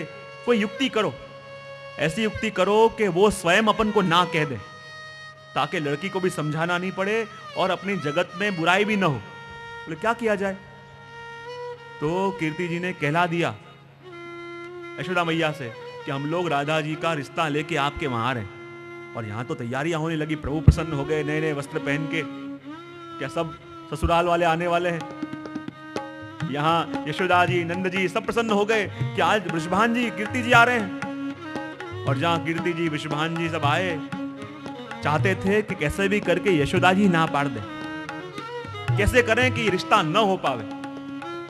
और जहां रिश्ता वाले के आए, सब लोगों ने उनका स्वागत किया, और ठाकुर जी जहां खेलते खेलते आए और मुंह दिखाई में शगुन के लिए उन्होंने एक मोती की माला निकाली और ठाकुर जी के गले में पहना दी और कहा, देखो हमने हमारी तरफ से तो ये मोती की माला दी, अब आप मोती का जो भी कुछ देना चाहते हो तो राधा जी के लिए दे दो। अब उस समय यशोदा जी के पास कुछ था नहीं, विचार करने लगे अभी तो कुछ है नहीं, जो ना कहेंगे तो बुराई लगेगी, ना कहेंगे तो क्या सोचेंगे ये लोग कि इनके घर में एक मोती की माला नहीं है, जगसाई होगी, लोगों में कैसा बुरा दिखेगा। यशोदा जी विचार करने लगे अब कैसे ना कहूं, कुछ कह भी नहीं सकती। वहीं रोहिणी जी आए। रोहिणी जी बड़े चालाक, ओके मैया चिंता मत करो, जाओ मैं जाती हूँ, मैं संभाल लूं, ना कहनी है ना, ठहरो मैं जाती हूँ। रोहिणी जी आए, कहने लगे अरे आपको मोती चाहिए ना, मुंह दिखाए में आपने दे दिया, अब हम कुछ करें ना। बोले हाँ, सबसे पहले बताओ मुझे कि आपकी कन्या की उम्र क्या होगी। बोले उसकी तो 7 वर्ष है। बोले 7 वर्ष है, हमारा लाला तो 5 का है, हमारे लाला से बड़ी है, फिर बात कैसे जमेगी। ऐसे करो आपकी माला वापस दे देते हैं, अब बाद में कभी इच्छा होगी तो बात करेंगे। ये विचार करके कहा जाओ कन्हैया को कहो कि उसकी माला लेके आ जावे। और जहां यहां माला ढूंढने के लिए गए, वहां तो कन्हैया खेतों में खेल रहा था और किसानों को खेती करते देखा, उसे भी खेती करने की इच्छा हुई। बीज कहां से लावे, तो माला तोड़ी और माला के जितने मोती थे वहीं खेतों में बो दिए। और किसान तो आज बीज बोए और महीनों के बाद फसल उगे, वही तो प्रभु है। आज मोती बोए और पूरा खेत मोतियों से भर गया। और जहां रोहिणी जी ने आके देखा ये तो पूरा खेत मोतियों से भरा हुआ है, और बेकार में मैंने कीर्ति जी को ना बोल दी, अब हाँ कैसे पाड़ना। वापिस भागते भागते गए, कहने लगे अरे क्या बताऊं, मैंने कह तो दिया, पर हमारे कुल की परंपरा है कोई भी मेहमान आवे उसको खाली हाथ लौटाते नहीं है। बोले आपकी लड़की बड़ी है, कोई बात नहीं, चल जाएगा, पर ये रिश्ता मंजूर करते हैं। और मुंह दिखाई आपको चाहिए ना, ऐसे करो, ऐसे तो आप हाथ में ले नहीं पाओगे, थोड़े गाड़े भेजना, और गाड़े भर भर के मोती भेजेंगे। बड़ा आश्चर्य, गाड़ी भर भर के। बोले हाँ। और कहते हैं पूरा खेत भरा हुआ था और गाड़े भर भर के मोतियां पुष्पान जी के वहां गए। पुष्पान जी विचार करने लगे, अरे तो लड़की का द्रव्य है, कन्या का द्रव्य है, इसका उपयोग मैं अपने लिए कैसे करूं। और कहते हैं उस मोती से उन्होंने राधा जी के लिए एक सुंदर महल बनाया, उसका नाम मोती महल। इसलिए वल्लभ कुल के बालक भी स्वामी जी के स्वरूप, इसलिए वो भी जहां जहां विराजे उस भवन को भी के मोती महल। देखो नाथद्वारा जाओ वहां भी मोती महल, ज्योतिपुरा जाओ वहां भी मोती महल। क्यों? श्री वल्लभ स्वामी जी के स्वरूप हैं। और इसलिए जैसे वृषभान जी ने उन मोतियों से राधा जी के लिए महल बनाया, वो मोती महल कहा गया, वैसे ही वल्लभ के बालक जहां विराजे वो भवन भी मोती महल, क्योंकि आपका एक स्वरूप स्वामी जी का स्वरूप है। और कहते हैं एक स्वरूप आपका स्वयं प्रभु का स्वरूप, और प्रभु का स्वरूप होने के कारण जब व्रज में प्रभु प्रगटे तो व्रज में प्रभु ने प्रागट्य लेके कुल मुख्य 16 लीलाएं करी। कितनी लीला करी? मुख्य कितनी? हाँ 16 ने गुजराती में શું કહેવાય? बराबर, मुख्य 16 लीलाएं करी। और जो मुख्य 16 लीलाएं ठाकुर जी ने ब्रज में प्रागट्य लेके करी, वही 16 लीलाएं श्री महाप्रभु जी ने भी भूतल में प्रागट्य लेके करी। बोले कैसे? तो कहते हैं प्रभु ने सबसे पहली लीला कौन से करी, तो कहीं पूतना का उद्धार। ठाकुर जी ने सबसे पहली लीला करी पूतना का उद्धार। और कहते हैं महाप्रभु जी ने भी पूतना का उद्धार किया। बोले पूतना का उद्धार कैसे किया? तो कहते हैं पूत यानी पवित्र और पूतना यानी जो अपवित्र थे। और अपवित्र कौन थे? जो ठाकुर जी से विमुख थे। और ऐसे ठाकुर जी से विमुख जीवों का उद्धार भी श्री महाप्रभु जी ने किया। और जैसे पूतना उद्धार प्रभु ने किया, ऐसे ही पूतना उद्धार श्री महाप्रभु जी ने भी किया। प्रभु ने दूसरी लीला करी तृणावर्त का उद्धार। और तृणावर्त जब ब्रज में आया, बवंडर का रूप लेके आया, आंधी का रूप लेके आया। और जैसे तृणावर्त को प्रभु ने मारा, वैसे ही प्रभु पधारे। उस समय मायावाद का बवंडर चल रहा था और मायावाद को परास्त करके आपने तृणावर्त का उद्धार किया। कहते हैं तीसरी लीला करी शकटासुर को मारा, शकट भंजन लीला। कौन सी लीला करी? शकट भंजन लीला। और शकट भंजन लीला बड़ी मुख्य लीला है। भगवती पलना के पद गाते हैं तो उसमें भी शकट भंजन यश गावन को, शकट भंजन लीला याद करते हैं। क्यों? क्योंकि शकट क्या है? एक गाड़ा था, गाड़े के 2 पहिए थे, ऊपर बहुत सारे दूध दही के मटके रखे थे, और मैया ने गलती से प्रभु को नीचे बांध दिया, और ये वस्तु प्रभु को पसंद नहीं आई। क्यों? क्योंकि प्रभु कहते हैं ये शकट और कुछ नहीं, ये शकट प्रतीक है तुम्हारे संसार का, और संसार रूपी गाड़े के 2 पहिए यानी पति और पत्नी, और उनके जीवन में जब लौकिक विषय ऊपर और भगवान गौण, तो कहते हैं ऐसे गाड़े को मैं लात मार के तोड़ देता हूं। और जैसे शकट भंजन लीला प्रभु ने उस समय करी, और वैसे ही शकट लीला महाप्रभु जी ने भी करी, क्योंकि भजन बिना के जो जो जीव थे वो काष्ठवत जीव थे, और ऐसे जीवों का उद्धार करके आपने शकट भंजन लीला भी करी। जैसे ठाकुर जी ने माखन चोरा, श्री महाप्रभु जी ने प्रभु की सेवा जीवों के उपद्रा के उनके पापों का हरण कर लिया। जैसे ठाकुर जी ने बकासुर को मारा, बकासुर यानी दंभ, वैसे ही महाप्रभु जी ने बकवादी मायावादियों को परास्त करके उनका उद्धार किया। जैसे ठाकुर जी धेनुकासुर का उद्धार करे, वैसे ही मायावादियों का परास्त करके भक्ति मार्ग का उद्धार किया। कहते हैं जैसे वन वन में जाके प्रभु ने गौचारण किया, वैसे ही महाप्रभु जी ने 3 बार चरणों से चल के पृथ्वी परिक्रमा करी। गौ यानी वेद, गौ यानी ब्राह्मण, गौ यानी भक्ति, इन सभी का उद्धार किया, सभी का उत्कर्ष किया। जैसे ठाकुर जी ने वेणुनाद किया, ऐसे वल्लभ ने भी वेणुनाद किया। ऐसी बंसी बाजी बन घन में व्याप रही धुन महामुनि की समाधि। जैसे ठाकुर जी ने वेणुनाद किया, ऐसे ही वल्लभ ने भी अपनी वाणी रूपी वेणु से वेणु गीत पुनः युगल गीत की रस वर्षा वर्षाई। ऐसे ही महाप्रभु जी ने अपनी वाणी के द्वारा भक्ति जीवों को, पुष्टि जीवों को, देवी जीवों को खींच के अपनी ओर लाए। कहते हैं जैसे प्रभु ने दावाग्नि का पान किया, वैसे ही जीव के अंदर रहे मोह लोभ का भी श्री महाप्रभु जी ने निर्मूलन किया। जैसे ठाकुर जी ने गौधरण लीला करी, गिरिराज जी को धारण किया, वैसे ही इंद्र की वृष्टि, इंद्र का प्रकोप यानी संसार का भय, और ऐसे संसार के भय रूपी वृष्टि से ग्रसित जीव को श्री गोवर्धन नाथ जी का छत्र दे के जैसे गोवर्धन लीला प्रभु ने करी, वैसे ही श्री वल्लभ ने भी करी। जैसे ठाकुर जी श्री दामा इत्यादि सखाओं के संग लीला करते, ठाकुर जी श्री दामा के संग विहार करते, श्री महाप्रभु जी भी दामोदर दास जी के संग नित्य विचरण करते, नित्य विहार करते। कहते हैं ठाकुर जी नंद नंदन हैं तो वल्लभ द्विज नंदन हैं। व्रज में विराजे ठाकुर जी, ठाकुर जी व्रज में विराजे, महाप्रभु जी चंपारण प्रागट्य लिया, काशी विराजे, अड़ेल विराजे। कहते हैं समस्त देवों को ठाकुर जी ने परास्त किया, वैसे ही श्री गोवर्धन धरण को सबसे श्रेष्ठ साबित करके औरों को भी परास्त श्री महाप्रभु जी ने किया। कहते हैं कि जैसे ठाकुर जी ने महारास किया, और वैसे ही महारास के प्रगट दर्शन अपने निज जनों को महाप्रभु जी ने कराए। रास विलास गहे कर पल्लव, जैसे कृष्णदास जी को कराए, ऐसे अनेक अनेक जीवों को वही प्रगट रास लीला के दर्शन महाप्रभु जी ने करवाए। कहते हैं ठाकुर जी 11 वर्ष तक ब्रज में विराजे, और महाप्रभु जी ने 11 निधि स्वरूप 11 प्रभु के विग्रह ब्रज के अंदर से ही प्रकट किए और उनकी सेवा प्रकार प्रारंभ करवाए। तो जैसी 16 मुख्य लीलाएं ठाकुर जी ने करी, वही मुख्य 16 लीलाएं श्री महाप्रभु जी ने भी करी हैं। क्योंकि आप कौन हैं? क्योंकि साक्षात पूर्ण पुरुष प्रमाण पंथा व्याख्याता वेदांत, वही आप पूर्ण पुरुष हैं। पूर्ण यानी अक्षर ब्रह्म, पुरुष यानी साक्षात पूर्ण ब्रह्म, प्रमाण पंथा व्याख्याता वेदांत, ग्रंथ सर्वे रसरूप कीधा पोताने सिद्धांत। और जितने भी ग्रंथ थे उन ग्रंथों को रसरूप किया, यानी क्या किया? उन हरे ग्रंथों का अर्थ लीला परक किया।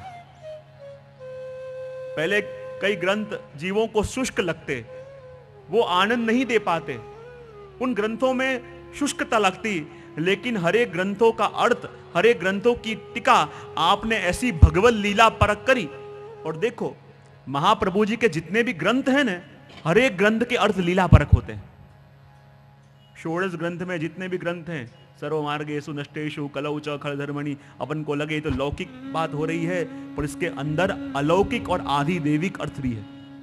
जितने भी ग्रंथ हैं, हर एक ग्रंथ के अंदर आदि देविक अर्थ करके आपने हर एक ग्रंथ को रसरूप कर दिया, और देवी जी उसका ऐसा पान करने लगे कि उससे दूर जाके उनको अपना दुर्भाग्य महसूस होने लगा। तो ऐसी ही लीलाओं के द्वारा आपने अपना वो श्रोतमत्व सिद्ध किया। आगे वर्णन करते हुए छठे पंक्ति के अंदर कह रहे हैं, रसिक रसना रसिक वाणी जारी नर नव खंड उद्भट पति यस पसर्यो वादियो ब्रह्मांड रसिक रसना रसिक वाणी जानी नर नव खंड उद्वर्ष पति यस पसर्यो वादियो ब्रह्मांड।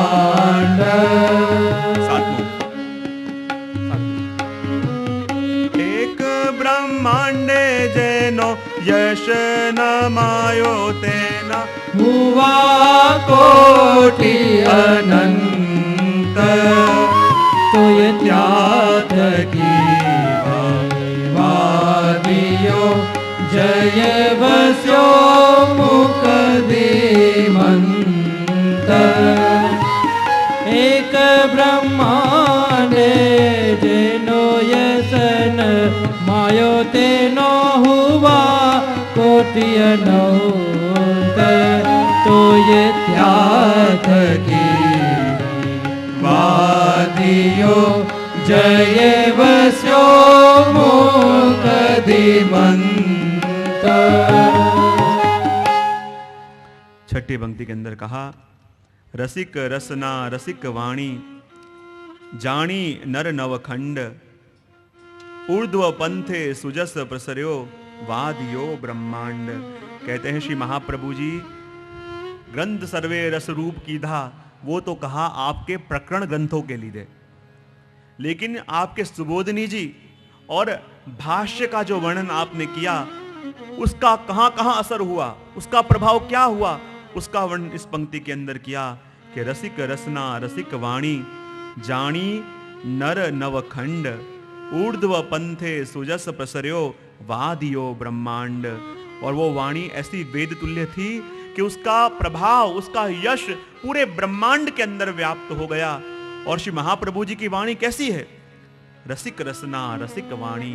और देखो श्री महाप्रभु जी को अपने प्रभु के प्रति जितना अनन्य पातिव्रत है, उतना ही पातिव्रत अपन को अपने ठाकुर जी के लिए जितना जितना दृढ़ होता जाए, उतनी उतनी श्री वल्लभ की वाणी समझ में आती जाए।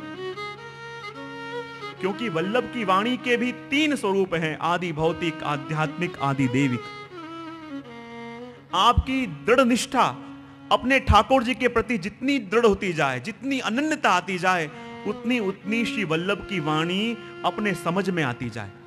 और चाहे कितने भी पढ़े लिखे आप हो, बड़े बड़े विद्वान आप हो, संस्कृत का ज्ञान आपको है, पर अपने ठाकुर जी के प्रति जो निष्ठा या अनन्यता नहीं है, अपने प्रभु के प्रति वो पातिव्रत भाव नहीं है, तो वो वल्लभ की वाणी आपके समझ में आने वाली नहीं।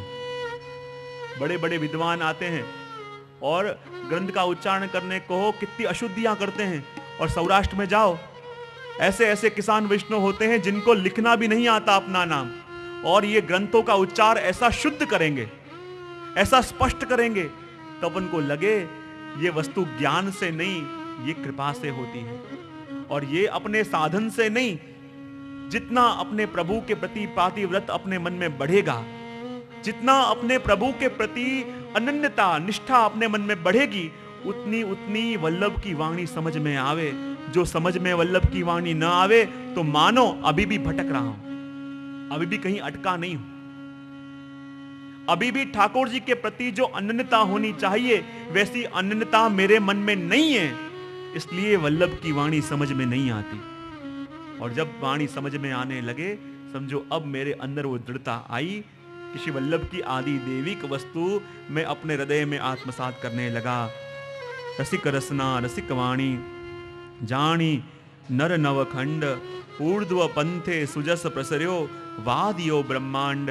और कहते हैं आपके यश से पूरा ब्रह्मांड गूंज उठा, आपका यश समग्र ब्रह्मांड में फैल गया जब इन ग्रंथों की रचना आपने करी। और कहते हैं वो यश जब और बढ़ा तो क्या दशा हुई। एक ब्रह्मांड जैनो जश न मायो एना हुआ कोटि अनंत। तोय त्या थकी वाधियो जई वस्यो मुख धीमंत।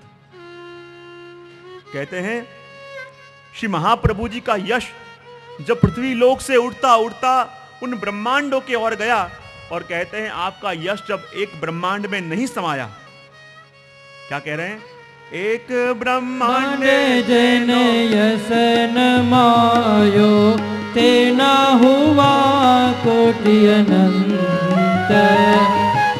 तो ये त्याग की वादियो जय वस्यो मुख धीमंत। एक ब्रह्मांड जैनो जश न मायो ऐना हुआ कोटि अनंत। और कहते हैं वल्लभ के प्रागट्य का समाचार श्री वल्लभ ने सुबोधनी जी की रचना करी, श्री महाप्रभु जी ने भाष्य की रचना करी। उनके वाणी का प्रभाव एक ब्रह्मांड में न रह के कोटि ब्रह्मांडों में व्याप्त हो गया। और कहां तक पहुंचा, तो त्या थकी वादियो जई वस्यो मुख धीमंत। और कहते हैं गोलोक धाम तक जब ये नाद गया, गोलोक धाम तक जब ये यश गया, और गोलोक धाम के अंदर जो देवी जीव थे, जब ये वल्लभ के प्रागट्य के समाचार, वल्लभ की वाणी के समाचार उनको मिले, और गोलोक धाम के अंदर प्रभु की सेवा में रहे वो जीव भी व्याकुल हो गए कि हमको श्री वल्लभ के दर्शन का सुख, हमको श्री वल्लभ के संग विचरण करने का सुख कैसे मिले। और वो पुनः इस भूतल में प्रागट्य लेने के लिए लालायित हो गए। ठाकुर जी की सेवा में हैं, गोलोक धाम में हैं, लेकिन जहां वल्लभ की वाणी का प्रभाव उनके कान तक गया और वो भी विचलित हो गए कि कैसे हम भी करें, हम भी भूतल पे प्रागट्य पुनः लें और श्री महाप्रभु जी के संग हम भी विचरण करें, श्री वल्लभ की कृपा हम पे भी हो। और कहते हैं वो देवी जीव पुनः भूतल पे प्रागट्य लेके पधारे वल्लभ के संग विचरण करने के लिए, वल्लभ के दर्शन करने के लिए, वल्लभ की कृपा प्राप्त करने के लिए। वही बात यहाँ पे कह रहे हैं कि एक ब्रह्मांड जैनो जश न मायो तेना हुआ कोटि अनंत। तोय त्या थकी वादियो जई जस वस्यो मुख धीमंत। बड़े बड़े भगवती जन नित्य लीला में जो विराजमान थे उन तक ये यश फैला, और वो यश सुन के श्री वल्लभ के दर्शन करने के लिए, वल्लभ के संग विहार करने के लिए विचलित हो गए और पुनः पृथ्वी में प्रागट्य लेने का संकल्प करने लगे। कहते हैं उसके बाद 8वीं पंक्ति के अंदर गुणगान करें, अपन जल्दी बढ़ें क्योंकि पहुंचना है अपन को। अतुल अमल उद्योत उदयो भूतल द्विज मार्तंड। भक्ति मार्ग केसरी गज माई कमत शतखंड। अतुल अमल उद्योत उदयो भूतल द्विज मार्तंड। भक्ति मार्ग केसरी गज माई कमत शतखंड। श्री महाप्रभु जी का मत और माया मत कैसा है, दोनों का समन्वय किया, दोनों का विरोध बताया। अतुल अमल उद्योत उद्यो भूतल द्विज मार्तंड। अतुल जिसकी बराबरी कोई ना कर सके, अमल जिसके अंदर कोई दोष नहीं है, ऐसे मार्तंड, ऐसे सूर्य का जब उदय हुआ तो कहते हैं माया मत कैसा हो गया, जैसे एक हाथी हो, पर हाथी मत झड़ता हाथी क्यों ना हो, पर उसके सामने से कोई गर्जना करता हुआ सिंह आवे तो जैसे हाथी उसका कुछ बिगाड़ नहीं पाता, हाथी भी भयभीत होके पास में खड़ा हो जाता है। वैसे ही श्री वल्लभ का जब शुद्धाद्वैत ब्रह्मवाद का डंका पूरे विश्व में बाजने लगा तो उस मायावाद की दशा भी उस गजराज की तरह हुई, जो मत तो झर रहा था, लेकिन इस सावज इस केसरी को देख के उसको भी आगे बढ़ने का सामर्थ्य न हुआ। और आगे गोपाल दास जी वर्णन कर रहे हैं 9वीं पंक्ति के अंदर, दिग्विजय दस दिशाए की दो परिक्रमा ने व्याज, कीट सकल सनाथ कीदा चरण रेणु समाज। दिग्विजय दस दिशाए की दो परिक्रमा ने व्याज, कीट सकल सनाथ कीदा चरण रेणु समाज। दिग्विजय दश दिशाए कीधो परिक्रमा ने व्याज, तीर्थ सकल सनाथ कीधा चरण रेणु समाज। परिक्रमा ने व्याज यानी यात्रा को निमित्त बना के, व्याज यानी निमित्त बना के। आप जब विचरण करने के लिए पधारे तो आपका मूल उद्देश्य पूरे भारत की परिक्रमा नहीं था, आपका मूल उद्देश्य तो अपने निज जनों को स्वीकार करना था। क्योंकि निज जन प्रभु से अलग तो हुए थे, पर कैसी कैसी योनि में, कैसे कैसे स्थान पर जाके खो गए थे। और वल्लभ उनका ही विचरण करने के लिए, वल्लभ उनको ही खोजने के लिए 3 बार चरणों से चल के पधारे, और आपने दशों दिशाओं को जीत लिया। प्रश्न उठाते हैं, दशों दिशाओं पे विजय कैसे प्राप्त कर लिया? 4 दिशाएं, 4 कौन जीते, ये तो समझ में आवे। क्योंकि उत्तर बद्रीनाथ आप पधारे, जगन्नाथ की तरफ पधारे, द्वारिका पधारे, रामेश्वर पधारे, 84 बैठक 4 जगह हुई, तो 4 कोणों को और 4 दिशाओं को तो आपने जीता, पर 10 दिशा यानी आकाश और पाताल को कैसे जीत लिया आपने? और व्याख्याकार कहते हैं कि आकाश को और पाताल को भी जीता, क्योंकि आकाश के स्वामी कौन हैं? तो कहते हैं वायुदेव, और वायुदेव का ही स्वरूप है मध्वाचार्य जी। पाताल के देव कौन? तो कहते हैं शेष जी, और शेष जी का स्वरूप है रामानुजाचार्य जी।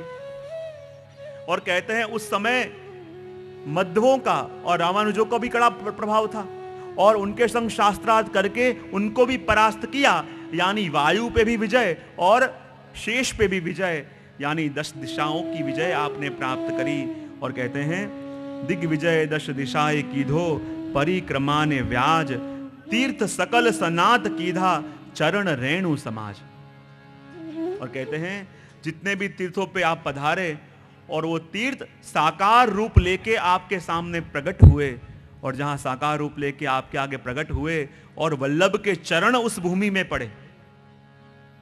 क्योंकि जितने भी महापुरुष जब कोई तीर्थ में जाते हैं तो पुण्य कमाने के लिए नहीं, पर तीर्थों को उनका सत्व लौटाने के लिए जाते हैं। जब गंगा जी भी पृथ्वी के अंदर आई, क्या प्रश्न पूछा? मैं तो पृथ्वी में आऊंगी, लेकिन सारे विश्व के लोग मेरे में पाप धोके जाएंगे, तो मैं पुनः शुद्ध कैसे होंगी? और क्या कहा भगीरथ ने कि जब आप पृथ्वी पे आओगी, सारे लोग आप में पाप डाल डाल के जाएंगे। नहीं, कुंभ का मेला होता है, कई हजारों लोग जाते हैं। किसी ने पूछा भी सही व्यक्ति से कि जब तेरे अंदर बहुत पाप बढ़ते हैं तो क्या करता है? बोले जाके गंगा जी में स्नान करके आ जाता हूं। अब वो आदमी गया गंगा जी के पास कि गंगा जी, कुंभ मेले में इतने हजारों लोग इतने इतने पाप करके आप में स्नान करते हैं और अपने पाप आपको देते हैं, तो आप क्या करते हो? गंगा जी कहते हैं कुछ नहीं, जब सागर से मिलती हूं तो सारे पाप सागर को दे देती हूं। उसने जाके सागर से पूछा कि इतने पाप जब आपके पास आते हैं तो आप क्या करते हो? सागर ने कहा वो सारे पाप मैं बादलों को दे देता हूं। बादलों से पूछा इतने पापों का आप क्या करते हो? बोले और कुछ नहीं करता, जिसका होता है उसके घर जाके बरसा के आ जाता हूं। और वही साइकिल चलती रहती है। तो तीर्थ सकल सनाथ कीजा चरण रेणु समाज। जब गंगा जी ने पूछा कि सब दुर्जन लोग आके मेरे में स्नान करेंगे और अपने पाप मेरे में उठेलेंगे, तो मुझे मेरा सत्व वापस कैसे मिलेगा?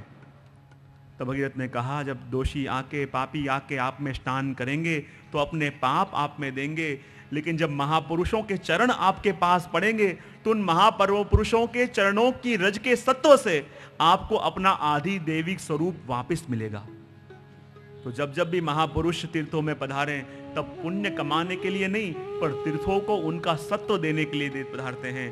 वही बात तो यहाँ कही, दिग्विजय दश दिशाए कीधो, परिक्रमा ने व्याज, तीर्थ सकल सनात कीधा, चरण रेणु समाज। और आपने अपने चरणों की रज से उन तीर्थों को भी सनात किया, क्योंकि आपके चरणों की रज कैसी है?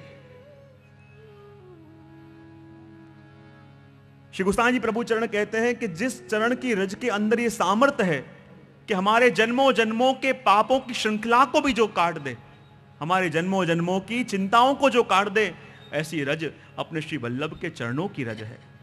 क्योंकि वल्लभ के चरण कैसे हैं? आपके चरण कमल समान हैं। आपके चरण कमल समान क्यों है? क्योंकि आपके चरण के अंदर एक कमल का चिन्ह भी है। और वो कमल का चिन्ह क्या है? कहते हैं गोलोक धाम के अंदर श्री वल्लभ का स्वरूप ऐसा सुंदर कि जिसपे स्वामी जी भी मोहित और प्रभु भी मोहित। और ठाकुर श्री वल्लभ के चरणों में जो कमल का चिन्ह है, वो चिन्ह क्या है? क्योंकि वल्लभ का स्वरूप स्वामी जी का है। और कहते हैं जैसे प्रभु के नाभि में से कमल प्रगटा, कमल में से ब्रह्मा जी और फिर पूरी सृष्टि, वैसे ही श्री वल्लभ के चरण में जो कमल है, तो उस कमल के अंदर से ही ये पूरी लीला सृष्टि प्रकट हुई है। जितने भी देवी जीव हैं, जितनी भी लीला भगवत लीला सृष्टि है, उसका प्रागट्य कहां से? तो कहते हैं वल्लभ के चरण के अंदर रहे उस अलौकिक कमल में से। और कहते हैं वल्लभ के चरण भी कैसे हैं? क्योंकि स्वामिनी जी हैं। और भगवती अर्थ करते हैं कि उस चरण के जो तलिए हैं वो कैसे हैं? लाली माँ जिसके ऊपर है, और जिसके अंदर मानो स्वामिनी जी के अधरों की असर अपन को पता चले। और ऊपर का जो चरण है वो श्याम है, जिसके ऊपर से श्याम सुंदर की याद आवे। कहते हैं वल्लभ के चरण का कमल कैसा है? ये कमल का स्वरूप क्या है? और कमल का आश्रय करने से क्या हो? कहते हैं कि जब ठाकुर जी को स्वामिनी जी का जब विरह हो, ठाकुर जी को जब स्वामिनी जी का विरह हो, और इतना प्रगाढ़ विरह हो, इतना प्रगाढ़ विरह हो कि ठाकुर जी के नैनों से आंसू की धारा बहने लगे, ठाकुर जी का रोम रोम राधा जी का स्मरण करने लगे, उस समय ये वल्लभ के चरण का कमल जो है विशाल स्वरूप धारण कर लेता है। उसकी सहस्त्र पंखड़ियां हो जाती हैं और 1000 पंखड़ियों वाला कमल ये स्वरूप धारण कर लेता है। और जब ठाकुर जी को राधा जी का प्रगाढ़ विरह हो जाए, तब ठाकुर जी आके इस कमल के मध्य में विराजते हैं। 1000 पंखड़ी वाला वो कमल, उसके मध्य में ठाकुर जी विराजे हैं। और राधा जी का इतना प्रगाढ़ विरह हो रहा है, इतना प्रगाढ़ विरह हो रहा है कि ठाकुर जी के नेत्रों से आंसू बह रहे हैं। रोम रोम से राधा राधा राधा की ध्वनि हो रही है। और राधा जी का विरह आप सहन नहीं कर पा रहे हैं। और ठाकुर जी की आंखों से जो आंसू आ रहे हैं, जिसमें आपकी आंखों का काजल बहता बहता आ रहा है, उसी आंखों के काजल को लेके आप कमल की एक एक पंखड़ी के ऊपर राधा जी का अपने हाथों से चित्र बना रहे हैं और राधा लिख रहे हैं। एक एक पंखड़ी के ऊपर राधा जी का चित्र कमल पे बनावें और राधा लिखें। एक एक पंखड़ी के ऊपर राधा जी का चित्र और राधा लिखें। और जब 1000 पंखड़ी वाले कमल पे 1000 चित्र राधा जी के बना दिए, 1000 नाम राधा जी के लिखे, और अब तो ठाकुर जी का वियोग 1000 गुना बढ़ गया। पहले तो एक राधा जी का ताप हो रहा था, और यहां तो सहस्त्र राधा जी के स्वरूप हैं, और उनका ताप भी 1000 गुना बढ़ गया। और इतना वियोग हुआ, इतना ताप हुआ। और कहते हैं वही कमल श्री वल्लभ के चरण कमल के अंदर है। और जब वल्लभ कोई जीव के ऊपर कृपा करना चाहें, तो जब वल्लभ कृपा करें तो क्या करें? उस जीव को विरह का दान करें। और जीव को विरह का दान कब हो? कि जब इसी कमल का संबंध उस जीव के नेत्रों से करावे। तब जब प्रभु के गुणगान सुनते सुनते जीव के नेत्र छलक आए, तो मानो श्री वल्लभ ने उस कमल का संबंध अपने नेत्रों से कराया। क्योंकि महाप्रभु जी कहते हैं जब तक ये नेत्र सूने थे तब तक तो नेत्र थे, लेकिन जब ठाकुर जी के वियोग में ये नेत्र छलक जाएं तो ये नेत्र नहीं रहते, ये नेत्र कमल हो जाते हैं। जैसे कमल जल के आश्रय के बिना रह नहीं सकता, वैसे ही ये नेत्र कमल हो गए कि जब इनके अंदर ठाकुर जी के विरह रूपी जल आ गया। और ये प्रभु के चरण का कमल, श्री वल्लभ के चरण का कमल कैसा है कि जिसके लिए